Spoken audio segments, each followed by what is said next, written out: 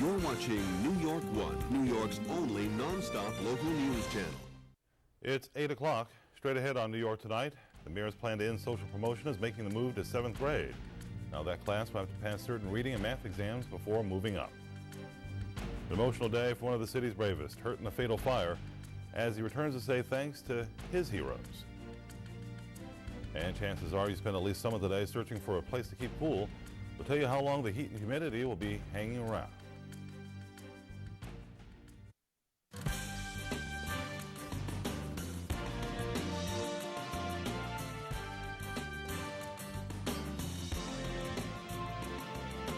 From New York 1 News, this is New York Tonight.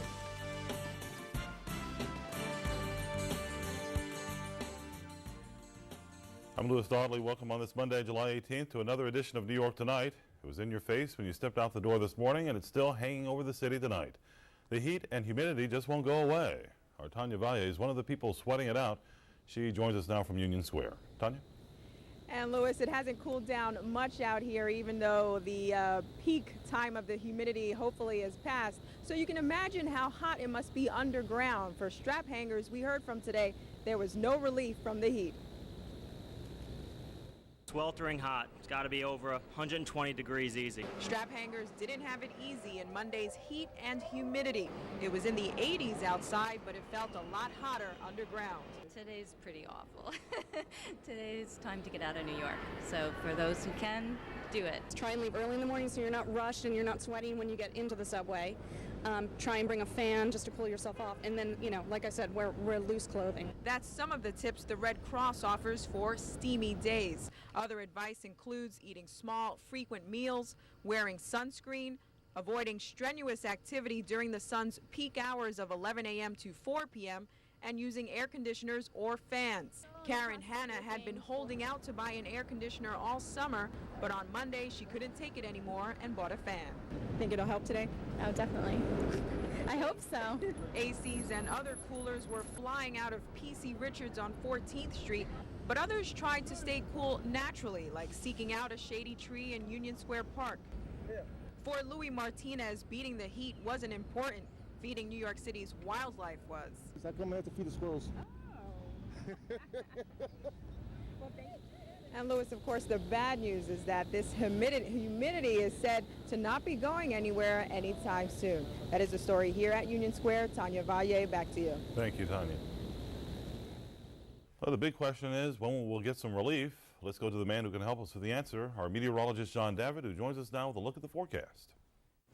Well, the saying goes, it's not the heat but the humidity, and that was certainly the case today. It's July, and this is the hottest time of year, so you expect the heat, but the humidity definitely well above normal for this time of year or any time of year in this part of the country. This was some really tropical air in town, and it made it feel a lot hotter than it seemed on the thermometer.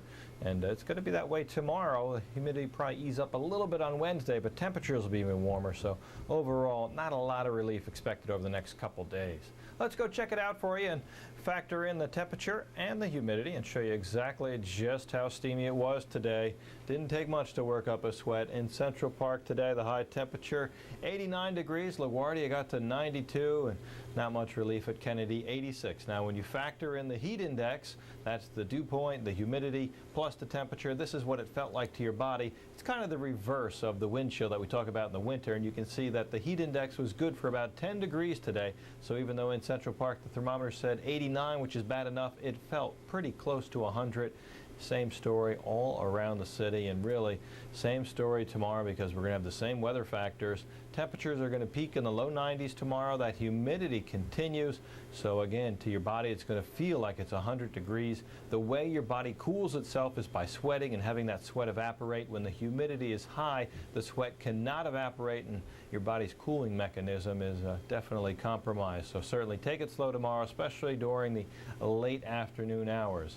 When are we going to see any relief? Well, take a look at this. It does not look like we're going to get any relief soon.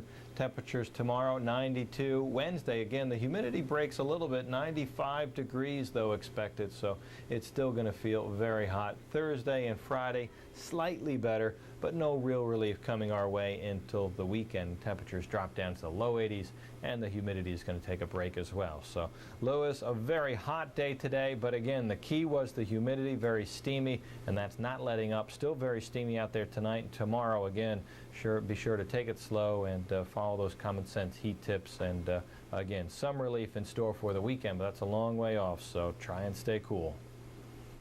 The Office of Emergency Management has these steps to help you beat the heat. They say you should avoid the sun, but if you have to be in it, wear sunscreen and a hat. Dress in loose, lightweight, light-colored clothing. Drink lots of water and avoid strenuous activity between 11 and 4 p.m. And if you're planning to open your neighborhood fire hydrant to cool off, the OEM wants to remind you that you need to get a free safety cap from your local firehouse. They also ask that you report an illegally open hydrant by calling the city's information hotline at 311. The plan to put an end to social promotion is expanding once again, this time to middle school. New York 1 education reporter Jennifer Rainville has details on the city's latest plans. Year after year, the academic performance of middle school students has lagged. Maintaining that status quo is simply not an option. So beginning in September, 7th graders will have to meet new standards to move on. It's an expansion of the Bloomberg administration's policy to end social promotion, which started with grades 3 and 5. The mayor says that's resulted in better prepared and higher scoring students in grades 4 and 6. And with 8th grade scores disappointing year after year, the mayor says it's time to change things in middle school. By the 7th grade, the effects of having been socially promoted in the lower grades may mean that some students may now lag even farther behind. Recognizing that, the administration will spend more money for extra help for struggling students, hoping to prepare them for 8th grade, but keeping them back if not. The teachers union, often a critic of the administration, praised the plan, calling it, quote, a good way to build on past successes and help better prepare our middle school children for high school. But others, like mayoral candidate Gifford Miller, were on the attack. Test preparation and bureaucratic reshuffling are not a positive plan. A positive plan is lowering class sizes and getting the teachers a competitive contract that puts best teachers in every classroom. The administration acknowledges there is more work to be done and plans to announce a major overhaul of middle school education in the next school year, but it says this is a good start. In Manhattan, Jennifer Rainville, New York 1. The United Federation of Teachers is supporting the change. They issued a statement saying, quote, it's a good way to build on past successes and help better prepare our middle school children for high school. The spokesperson adds that while the mayor praises the selfless dedication of our teachers, the best way to demonstrate that thanks is to conclude by the time school starts a fair contract that recognizes the need for quality teachers and provides salaries that will attract and retain them. The NYPD adds Amtrak to its patrols in an effort to increase security on rail lines into and out of the city. As New York 1's Roger Clark reports, the heightened presence began first thing Monday morning. While there's no specific intelligence targeting New York City, the NYPD is reminding the public to remain vigilant and to immediately report anything suspicious to law enforcement. This NYPD officer was one of those who spoke to passengers on the 705 Amtrak Acela train to Washington, D.C. It was a welcome sight for this passenger. And I take this train all the time. It's terribly exposed to the kind of thing that happened in London. You really think so? Absolutely. The new mass transit initiative is a response to the London terror attacks. It includes police doing spot checks on Amtrak trains departing Penn Station, patrolling platforms and other terminal areas. This is an added presence to Amtrak's own police and National Guard troops. Passengers we talk with say it makes them feel a lot safer traveling. I'm from Seattle, so any extra security makes us feel better. It gives me a little bit of extra sense of security because when I see police officers, I get the feeling that people who think that they're going to do something bad won't. In addition to their presence here in the Amtrak terminal, the NYPD are also handing out these cards. Now, they have a toll-free terrorism hotline number for passengers to use if they feel they see anything suspicious. Now, with all the extra security, some riders did have this question. It's good, but how much does it cost? The NYPD says it's spent $2 million a week on mass transit overtime since the London attacks. The department says the extra presence is coming out of its own budget, but is reimbursable by the federal government. On a related note, the MTA says it's working to improve security not on trains, but in the tunnels they ride through. The agency is planning to install surveillance systems to detect intruders in underwater rail tunnels that run into the city. Out of concern, an explosion could breach tunnel walls and cause massive flooding. No word when the work would start and when it might be completed. At Penn Station, Roger Clark, New York 1. A third teen has been indicted in connection with the 2004 stabbing death of a Queens Chinese food delivery man.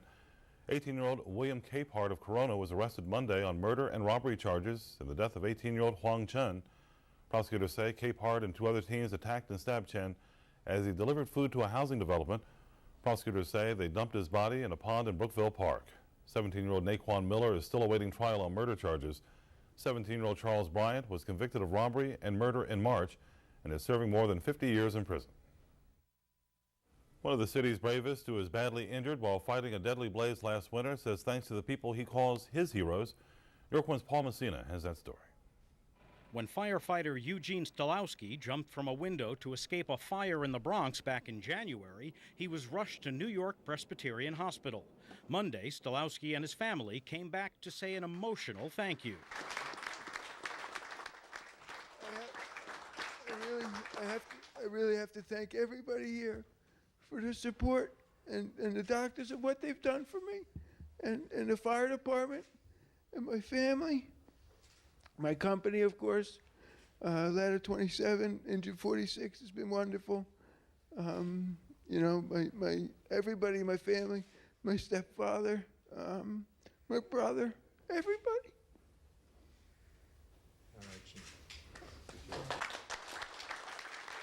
It's been a long road for Stolowski to make it back here. He and 5 other firefighters were trapped in a burning apartment on East 178th Street in Mount Hope and forced to jump.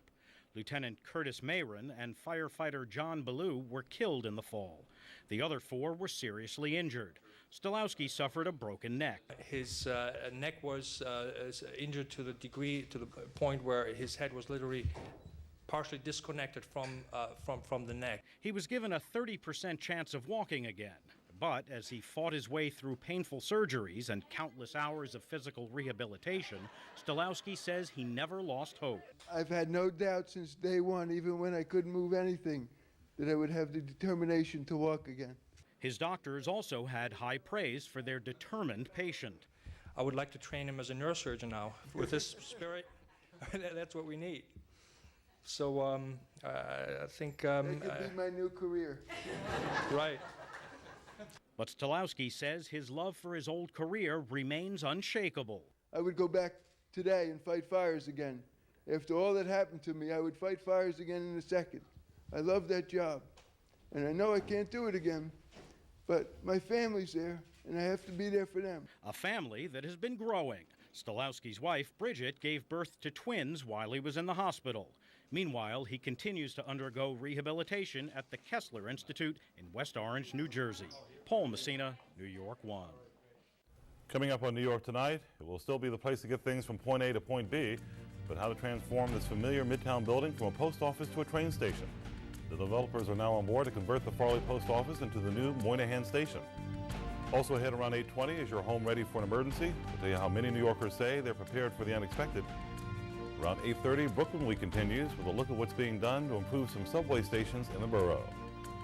And around 8:50, if you have out-of-town guests or are rediscovering the city yourself this summer, we'll show you a new high-tech way to see all the sights. Stay tuned.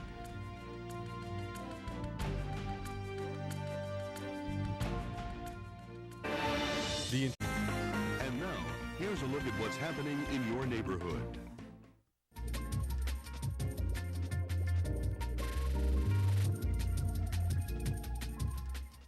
It's Brooklyn Week here on New York 1, and we're talking to the borough's voters to see what's on their minds this election year. Brooklyn reporter Janine Ramirez kicks things off with a look at the uphill battle against overdevelopment in South Brooklyn. Bungalows are part of the history and many say the charm of Brighton Beach. But the one-floor homes are quickly disappearing as developers buy them up, knock them down, and make way for high-rise condos. You have the historic bungalow area, and these people are just being rode right over. It's like the Brighton Beach Gold Rush, I call it, because you go over there like Pac-Man. They're ripping up, ripping up. Pat Singer is the director of the Brighton Neighborhood Association, an organization she founded back in the 1970s when the now thriving area was neglected. Over 28 years of working, I've tried to preserve this area and fight for this area. But I can't fight big money, and that's where we're at now. We're seeing the soul and the spirit of this community being torn up. Developers are offering top dollar for modest 1- and 2-family homes and replacing them with multi-unit dwellings. And Brighton is not alone. Over in Bay Ridge, condo construction not only compromises its character, but affects its population, with some tens of thousands of people added over the last 10 years. There's no new police officers, no new firemen, no new sanitation people, no new sewerage, and so it just continues to impact on our infrastructure here in the city. But after rallies, petitions, and letter-writing campaigns, Bay Ridge was able to do something about it. In March, the city adopted a zoning change for the area that protects it from out-of-scale developments. It was one of the city's first and largest rezoning efforts. Before the changes here in Bay Ridge, there were 32 blocks zoned for 1- and 2-family homes. Now there are more than 100. And now nearby Bensonhurst also got a reprieve. The small portion, at least, we've now rezoned so that this won't happen again. Still, it's happening across southwest Brooklyn, from Sheepshead Bay to Marine Park. We want to have something according to the neighborhood, you know what I mean? We don't want another something like that. It's a monster of a building. The city says zoning changes take time and that it's currently looking at a handful of neighborhoods. Singer hopes the city will get to hers before it's too late. For my children, this is where their roots begin, is here in Brighton Beach. And I wanted it to be here for generations to come, that they can come back and say, this is Grandma's Brighton Beach. In Brooklyn, Janine Ramirez, New York. Brooklyn Week continues Tuesday when Janine takes us to some Orthodox Jewish neighborhoods where residents are fighting the opposite battle. They want more development, especially the right to build bigger houses.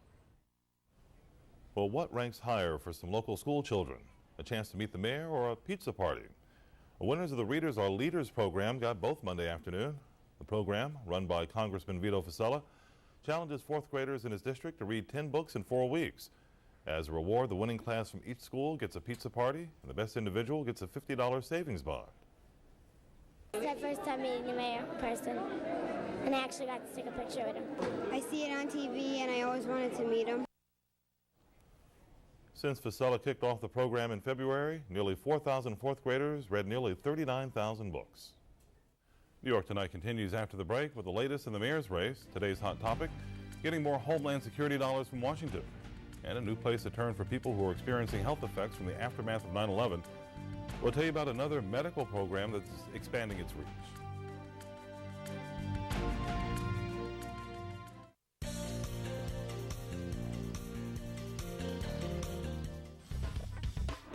Visit our website at ny1.com, or you can email us at ny1news@ny1.com.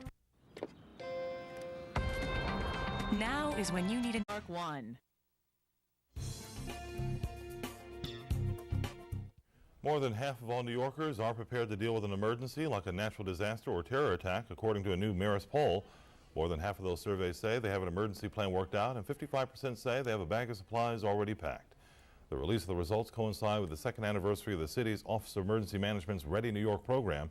It suggests keeping a go bag that includes copies of important documents, some cash, snack foods, bottled water, a flashlight, and portable radio, as well as extra medicine and a first aid kit. On the other hand, 32% of those polled say they're not prepared at all. Of that number, 28% say they wouldn't know what to do in the case of emergency, while 23% say they don't feel at risk. Another 21% say they just don't have time to put a plan together. The poll has a margin of error of plus or minus 3.5%. For information on the Ready New York program, call 311 or visit the city's website at nyc.gov/Ready New York. Some downtown residents who've suffered medical problems in the wake of the 9/11 attacks now have somewhere else to turn for help. Advocates say those who live outside the immediate Trade Center area have experienced serious health problems, including asthma and other respiratory ailments. Now, a coalition of nonprofit groups in Bellevue Hospital is expanding a program to provide them with better care. Almost 200 people have seen doctors at Bellevue already, and funding has been secured for more free care at the hospital. The EPA said the air was all right, but it wasn't, you know. And that's why a lot of people, they were not they were not oriented like by the government or by anyone, you know. Even after 4 years, many people have gone untreated or have gotten a little bit of treatment, but have really not gotten their symptoms addressed. And so people continue to cough, people continue to have asthma attacks. Residents can call the Lower East Side Workers Center to learn more about the health initiative. The number is 212-358-0295. Insurance is not necessary to enroll in the program. On the campaign trail, Fernando Ferrer claims the mayor is not pushing Washington hard enough for the benefit of the city. The Democrat enlisted some friends to support his argument. But as political reporter Rita Nissan tells us, the mayor's campaign was quick to react. Mayoral candidate Fernando Ferrer brought his allies in Congress to City Hall to attack Mayor Bloomberg. This mayor refuses to fight.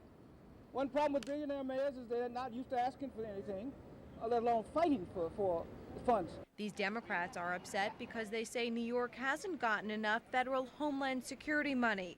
Case in point, last week the Senate voted against distributing dollars based on risk. Ferrer claims the mayor was silent. You want to get legislation passed that is favorable to New York City, it would be a nice idea to speak about it before it's acted upon. But the mayor did speak out before the vote. At a press conference in Queens, he said, "The Collins bill is almost pure pork. The Feinstein bill is much better for this city because 90% of the monies would be distributed based on risk."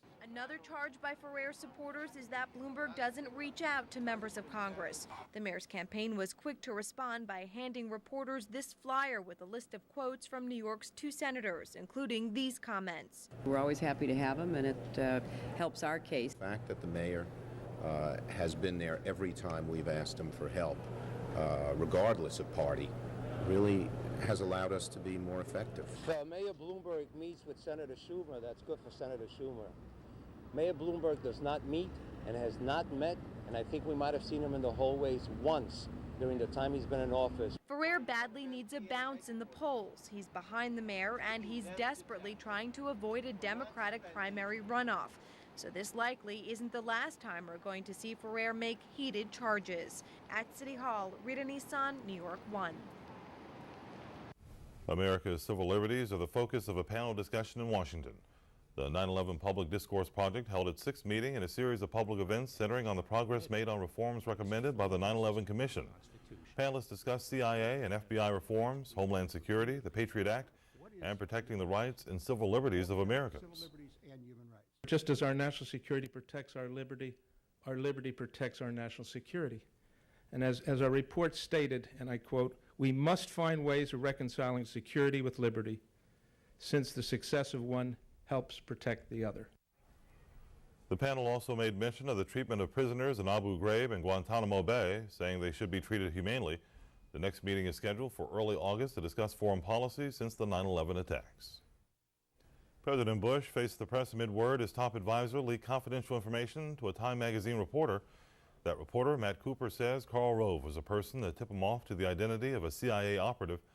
Monday, the president repeated his position that if anyone in his administration committed a crime in this case, that person will be fired. But he refused to make any additional comments. I think it's best that people wait until the investigation is complete before you jump to conclusions. And I will do so as well. I don't know all the facts. I want to know all the facts. But the best place for the facts to be done is by somebody who's spending time investigating it. I would like this to end as quickly as possible so we know the facts. Cooper says Rove never mentioned Valerie Plame by name, but quotes Rove as saying, "I've already said too much." As we head into our next half hour, more news from your neighborhood. Right now, it's a place to buy stamps or mail a package, but in the future, you'll be able to take a trip or eat or even shop. We'll tell you more about the developers chosen to convert the Farley Post Office into a new Moynihan station. And some Brooklynites say their local subway stops are in major need of repair. They say when it comes to maintenance, they seem to be at the end of the line.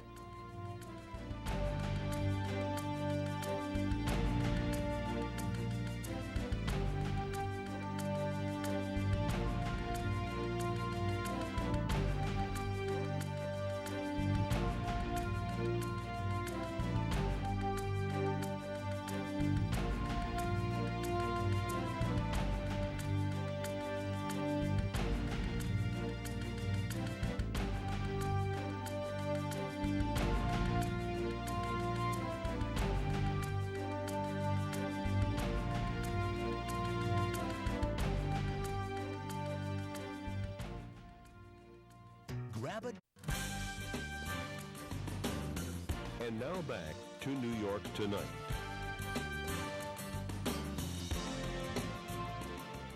More news ahead, but we start with the weather. A muggy Monday outside, and what's ahead for the rest of the week.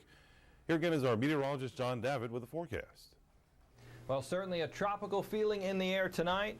Now, this muggy weather was with us over the weekend, but over the weekend you can pretty much hide from this type of temperature and humidity combination. But once that work week hits, you really have to face it and go outside, do your errands or go to work, and not very pretty, especially down in the subways. Very muggy down there. Humidity extra hot down there, and really no relief. Doesn't cool off much. So this situation does not look like it's going to improve anytime soon. Long term, looks like we're going to have to wait until the weekend. So let's go through the numbers, show you what's going on for tonight. No real storms out there, but lots of heat and humidity. Look for a low temperature of only about 75 degrees, so not much relief. Your air conditioner is going to be putting in some overtime tonight. For tomorrow, here we go again. 88 by noontime, the afternoon high 92 degrees, lots of humidity. So with the combination of a 92-degree high temperature and lots of humidity, talking about it feeling like 100 degrees or more. Also, there's the small chance we'll get a pop-up thunderstorm. But again, that chance of a storm is fairly small. For tomorrow night, again, not much better. Warm, partly cloudy, 76 as low as we go. Winds will be out of the northwest at around 8 miles per hour. And on the 5-day forecast, look at Wednesday, 95 degrees. The good news is the humidity lets up a little bit. Still, it's going to be pretty hot at 95. I wouldn't really call that relief. And then Thursday and Friday, a little bit better, but really it's going to take until the weekend for this heat and humidity to break. So I guess we're going to have to get used to it and take it slow. Drink extra water. If you do have to do any kind of workout, you're one of those exercise people, make sure you do it in the morning or do it inside. But take it easy this week. Some real heat and humidity out there to contend with. After years of planning, construction on the new Moynihan train station will soon be getting underway. And now we know who will be getting the long-awaited project started. Our Sandra Endo has details. A big hug marking progress toward Moynihan Station. Late Senator Daniel Patrick Moynihan's daughter, Maura, was on hand as Governor Pataki, Mayor Bloomberg, and other officials announced the developer for the project, the related companies, and Bernardo Realty Trust. We hold this responsibility dearly. The developers are responsible for turning the Farley Post Office into the new Penn Station, which will also house retail shops, restaurants, and a hotel, serving thousands of New Jersey Transit and Long Island Railroad riders.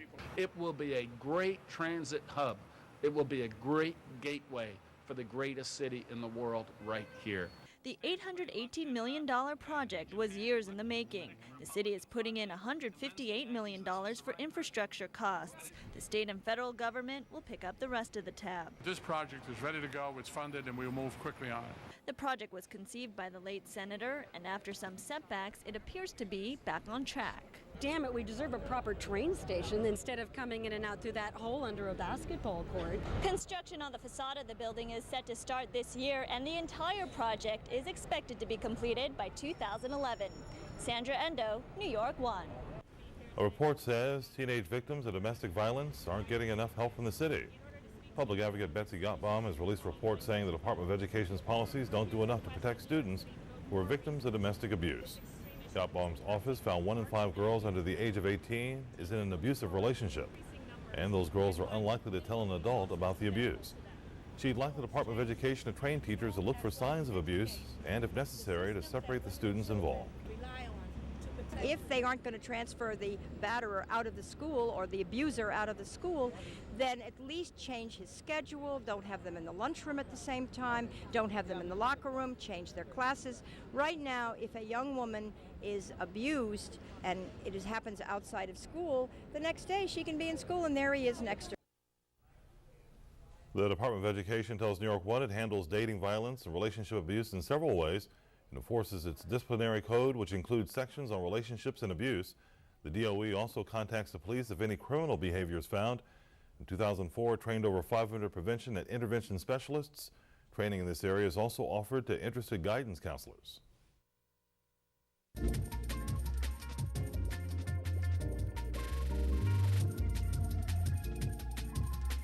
Subway stations in many parts of the city have gotten big makeovers in recent years, but residents of some parts of Brooklyn say progress has passed them by. Now they want the TA to make their stations a priority. New York 1 Transit reporter Bobby Kuza has details. crumbling platform edges, leaky ceilings creating slippery floors, defects patched over with plywood creating a tripping hazard, and lots of peeling paint. Here in some of Brooklyn's poorest communities, subway riders say their stations have been forgotten, especially when compared to stations in Manhattan or even more affluent parts of Brooklyn. Chambers Street, even down at South Ferry. Those stations are nice and clean painted. You go to Manhattan, it looks so much better. Look at Atlantic Station. That fixed up so nicely, elevators, escalators, you know, something has to be done here. One state assemblyman is trying to get something done. Nick Perry has launched a new campaign to get the MTA to fix up some of the stations in his district, which he says are being neglected. An idea supported by a recent city council report, which found a disproportionate number of dirty stations in poor communities. Near the bottom was Newkirk Avenue on the 2 and 5, one of the stations cited by Perry, which ranked 32nd out of 33 Brooklyn stations surveyed in terms of cleanliness. I want to put them on notice that we're not going to stand for the neglect any longer. We need to have at least equal treatment. But New York City Transit says station rehabs are done strictly based on need, not demographics. Perry, for his part, says he thinks the neglect may not be deliberate, but rather a result of the fact his constituents don't make enough noise politically. Most of the time, because of socioeconomic condition, they don't have time to lobby government for services. You know, we just ride it because we need it. We don't have time. We're working people. We have to get back and forth. So, and it needs to be fixed up. Any major fixes aren't happening soon. The MTA has plans to rehab 44 stations around the city over the next 5 years under its capital program, but none in this part of Brooklyn. Transit officials, though, say they perform ongoing maintenance as needed, and as for charges of unequal treatment, they point out station rehabs are currently being done on the number 2 line north of 180th Street in the Bronx, an area with much the same demographics as this one. In Brooklyn, Bobby Kuza, New York 1. Well, a Brooklyn hospital has changed the way it performs surgery to meet the special needs of one religious group. New York 1 health reporter Kafi Drexel has more, but first a warning. Some of the video you're about to see is graphic. In most cases, this would be routine thyroid surgery, but what makes this one slightly different is that the surgical team has agreed to operate without use of a blood transfusion, even in the case of extreme blood loss. There is always the possibility that something could be done that may cause the patient to bleed a little bit more than anticipated. That patient made it known to his surgeon prior to going into the operating room that if that was the case, that he wanted them to do whatever else was possible other than giving him any type of donor blood. It's a practice called bloodless medicine that's been around for years, but doctors at Wyckoff Heights Medical Center have introduced what they describe as a more concentrated bloodless program to appeal to Brooklyn's large population of Jehovah's Witnesses who don't believe in taking transfusions for religious reasons. They say it's their fastest growing program now, with at least 8 out of every 10 patients they see a day a Jehovah's Witness. Patients like Guadalupe Palacios say it's been a relief after being in and out of hospitals that seemed resistant to treatment based on her religious beliefs. I feel much better, even though my condition still, but I feel much better in their hands because I know what they're doing, and I agree they agree to respect me as a patient. For patients refusing transfusions and therefore wanting to avoid any excessive loss of their own blood, there are certain procedures in place. Those include microsampling, where hemoglobin levels are checked with a single finger prick rather than taking 2 to 3 tubes of blood. Before surgery, doctors make sure patients' blood counts are as high as possible to minimize risks in case of a major blood loss. And in some cases, a cell saver is used that will clean a patient's blood and restore it for use during surgery. Doctors involved in the bloodless program say they believe it's safer medicine. They say that they're also starting to see more patients request treatment options without blood for non-religious reasons as well. It is our philosophy that irrespective, regardless of whether patients belong to the faith or don't, we believe that one should make an effort to make sure that patients don't get blood transfusion unnecessarily. Doctors still caution that in some life and death cases, blood transfusions are the best course of action. But at Wyckoff and in most hospitals, because of legal reasons, if a patient opts for bloodless medicine, they say they will respect their wishes no matter what. Because this is a teaching hospital, they plan on expanding their educational program, not just teaching the doctors here how to administer bloodless services, but also to doctors from all over the world. In Brooklyn, Kafi Drexel, New York 1. Still to come on New York Tonight, consumer news. What's the safest car if you're in a crash? Find out what's rated tops on the roads for handling a collision. If you're about to have a baby on board, some financial planning tips in our Money Matters report.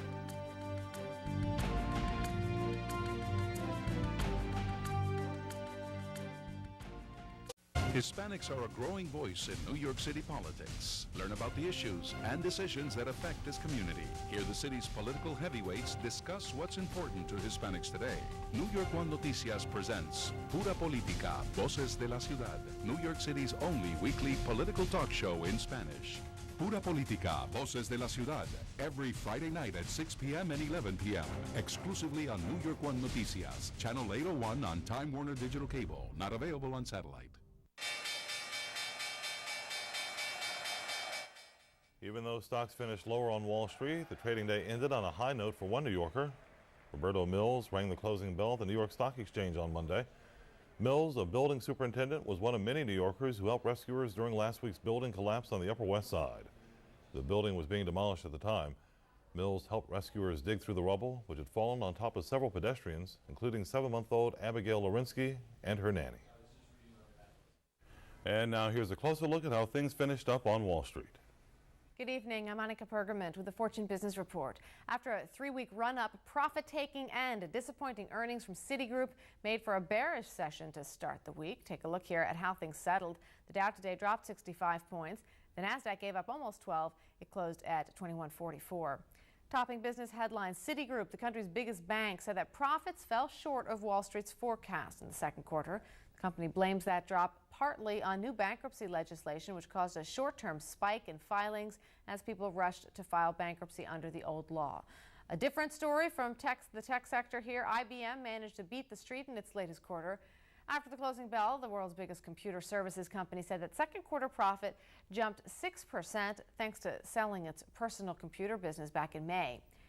In merger news here, Maytag has received a surprise takeover bid from rival Whirlpool for about $17 a share. That new offer trumps 2 earlier bids from private investment groups. And remember, you can always get the latest on business news at fortune.com.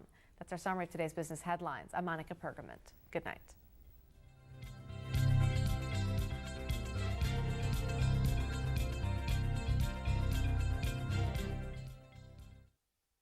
When you're expecting a baby, you can also expect all sorts of expenses to arrive. Paul Messina has some tips on planning for an addition to the family in this Money Matters report. There's lots of joy when a baby's on the way, but you mustn't forget there are also lots of bills on the way.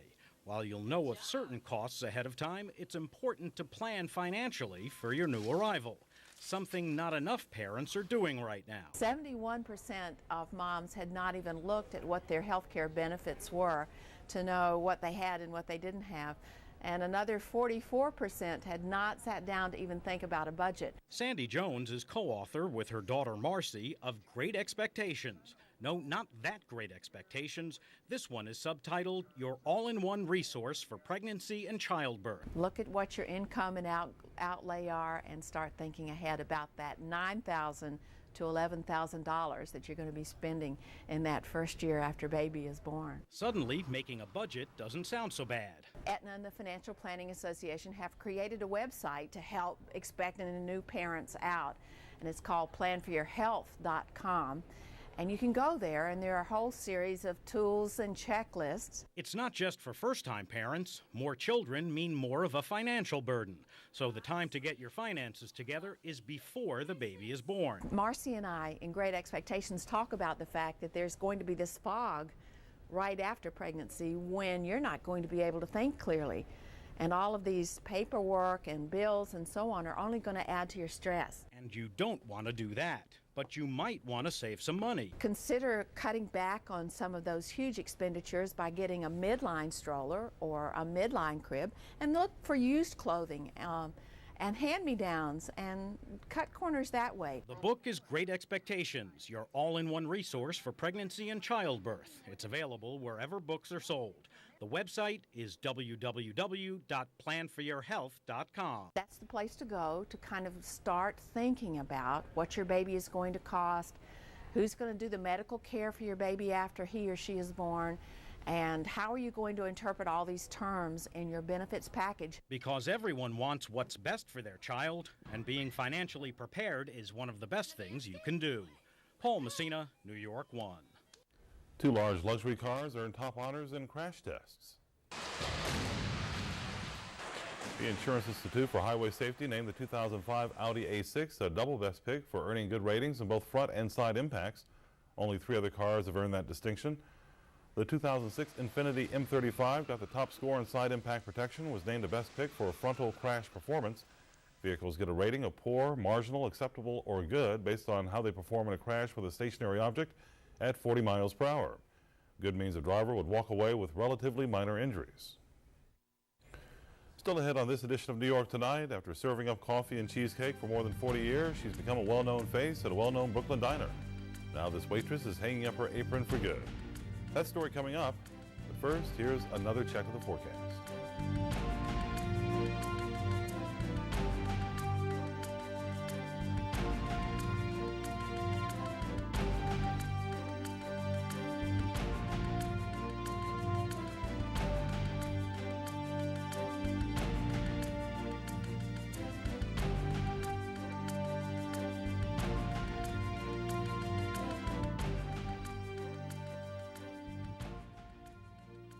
You're getting warm. When you travel, do you hate tour buses and big groups yet love the in-depth information the guides can offer?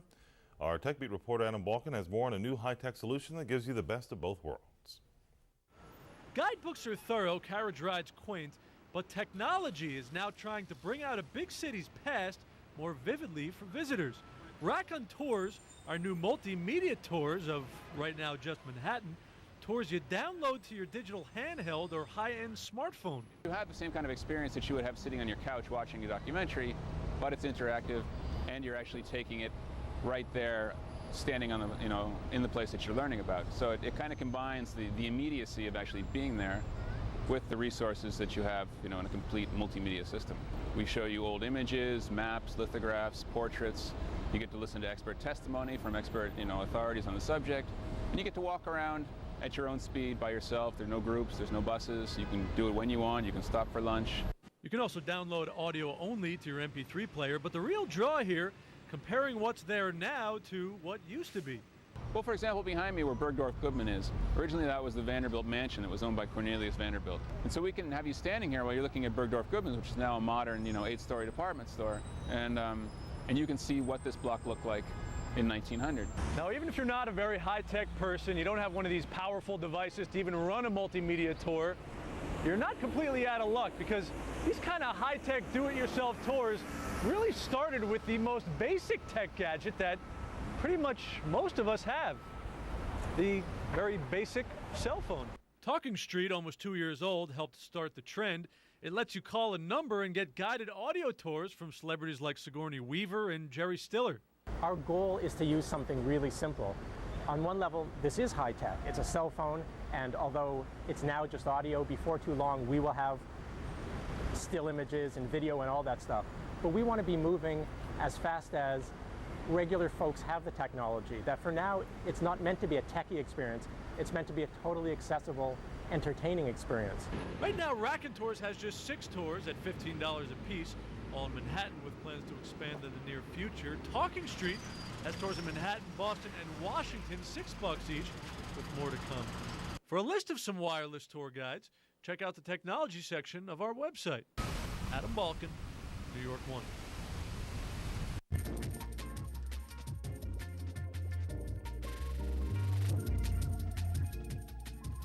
As we celebrate Brooklyn Week, New York 1 takes you to one of the borough's most famous attractions, the country's first amusement park.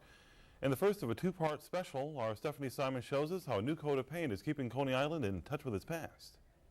Since the first amusement park opened in 1897, Coney Island's allure hasn't faded a bit, but its signs certainly had.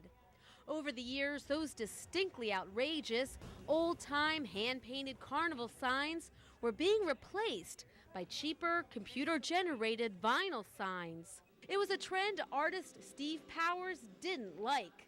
So with the help of the public art organization Creative Time, Powers convinced some artists to paint new signs for the businesses here for free. Coney's always been this really marvelous, kind of grimy seaside paradise. So we're not trying to improve anything. We're just trying to add to it, trying to make it a little more distracting and a little more outrageous.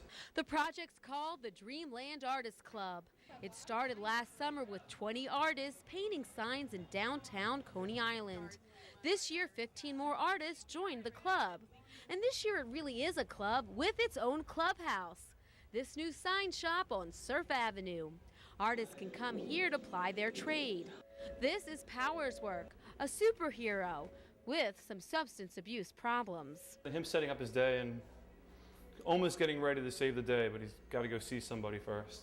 Pick up a map here for a walking tour of all this new art.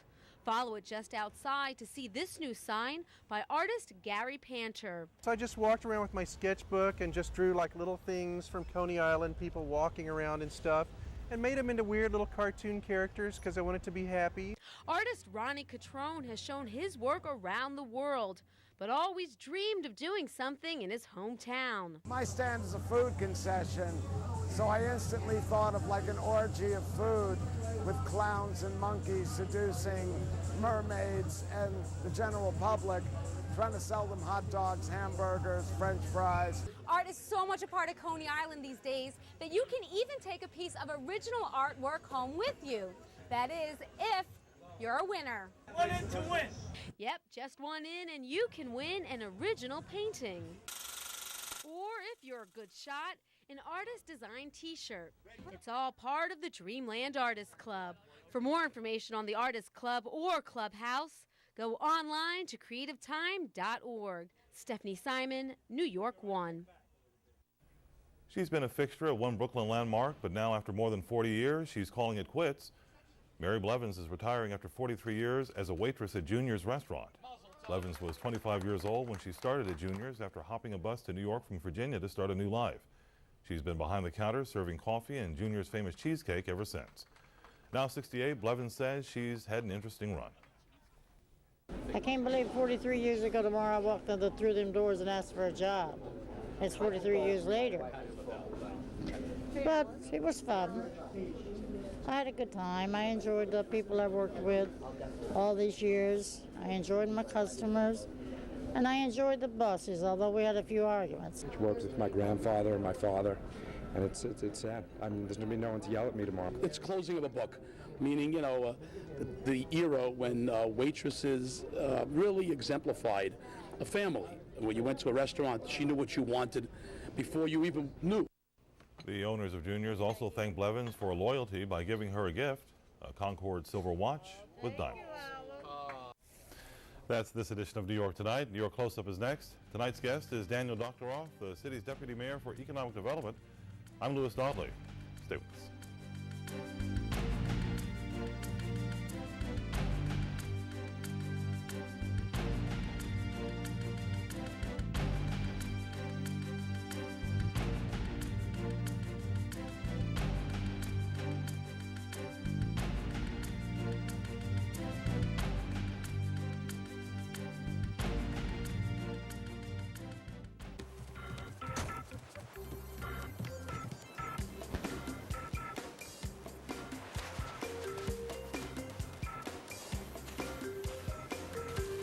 Know what they want.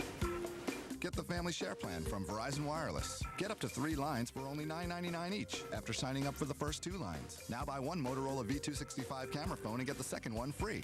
Then start calling on the nation's most reliable wireless network. Verizon Wireless, we never stop working for you.